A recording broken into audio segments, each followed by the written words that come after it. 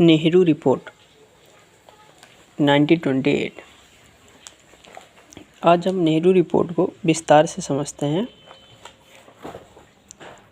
British cabinet के अनुसार दल के भारत मंत्री लॉर्ड वर्किनहेड ने 24 नवंबर 1927 को भारतीयों के सामने ये चुनौती रखी कि वे एक ऐसे संविधान का निर्माण कर ब्रिटिश संसद के समक्ष पेश करें जिससे सारे भारतीय संतुष्ट हों।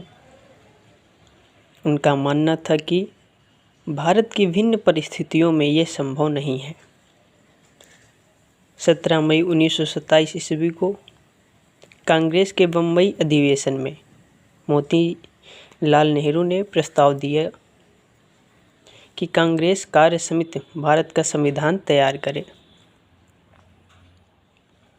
मई 1928 में पुनः सर्वदलीय सम्मेलन बुलाया गया जिसमें संविधान का ड्राफ्ट बनाने के लिए पंडित मोतीलाल नेहरू की अध्यक्षता में एक समिति नियुक्त की गई। इस समिति के अन्य सदस्य थे अली इमाम, शुएब कुरैशी, M.R. जयकर, मंगल सिंह, तेज बहादुर सप्रू, M.N. जोशी, G.P. प्रधान तथा पंडित जवाहरलाल नेहरू जो कि अखिल भारतीय कांग्रेस कमेटी के महासचिव थे।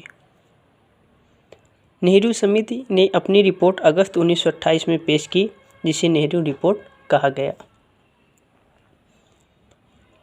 अब हम देखते हैं नेहरू रिपोर्ट की आखिर क्या क्या सिफारिशें थीं।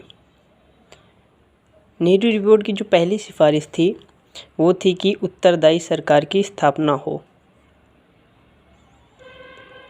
भारत के लिए डोमिनियन स्टेट का प्रावधान हो। संयुक्त निर्वाचन मंडल तथा द्विसदनात्मक व्यवस्थापिका, वयस्क मताधिकार तथा महिलाओं के लिए समान अधिकार की मांग की गई थी।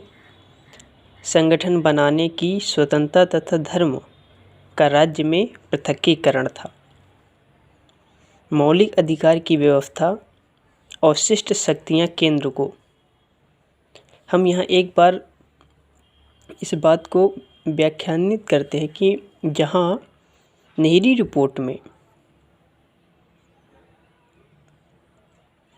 अवशिष्ट शक्तियाँ केंद्र को दी गई थी, वहीं जिन्ना के 14 सूत्र कार्यक्रम में अवशिष्ट शक्तियाँ प्रांतों को ही देने की बात कही गई थी। और फिर अल्पमत वाले क्षेत्रों में मुसलमानों को आरक्षण एवं राज्यों का पुनर्गठन भाषाई आधार पर। ये थी नेहरू रिपोर्ट की सिफारिशों के कुछ महत्वपूर्ण बिंदु। नेहरू रिपोर्ट की कुछ सिफारिशें विवादास्पद थी।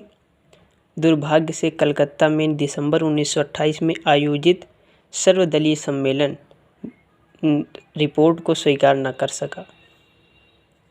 मुस्लिम लीग, हिंदू महासभा और सिख के लीग के कुछ सांप्रदायिक रुझान वाले नेताओं ने इसे लेकर आपत्तियां की। इस तरह सांप्रदायिक दलों ने राष्ट्रीय एकता का दरवाज़ा बंद कर दिया। इसके बाद लगातार सांप्रदायिक भावनाएं विकसित हो गई। पंडित जवाहरलाल नेहरू, सुभाष चंद्र बोस तथा अनेक अन्य युवा राष्ट्रवादी भी नेहरू रिपोर्ट से पूर्णतः सहमत नहीं थे।